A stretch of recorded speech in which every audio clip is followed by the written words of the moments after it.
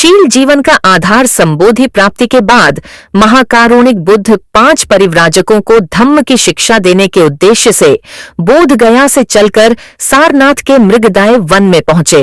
बुद्ध ने उन्हें बताया कि दुनिया में सभी लोग पतित होते हैं। ऐसे लोग 2 प्रकार के होते हैं, एक वे जिनके जीवन के कोई मापदंड नहीं है और दूसरे वे जिनके जीवन के कुछ मापदंड होते हैं। जिनके जीवन के कोई मापदंड नहीं होते वे जीवन में पतित होते हैं, पतित होते रहते हैं और पतित ही रहते हैं। उनके जीवन में गिरावट होती है। वे जहां भी रहते हैं उसी अवस्था में संतोष कर लेते हैं।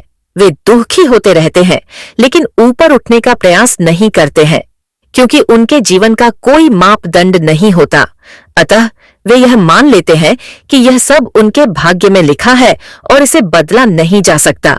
इसके विपरीत दूसरे वे लोग हैं जिनके जीवन का कोई मापदंड होता है।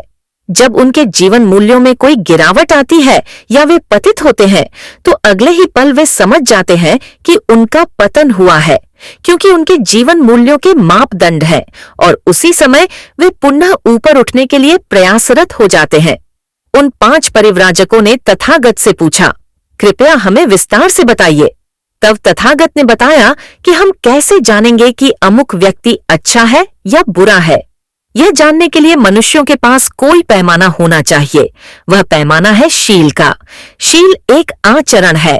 आचरण ही व्यक्ति की पहचान है। श्रेष्ठ व्यक्ति का आचरण भी श्रेष्ठ होता है और अश्रेष्ठ व्यक्ति का आचरण अश्रेष्ठ रहता है। तथागत ने 5 शीलों के बारे में विस्तार से बताया।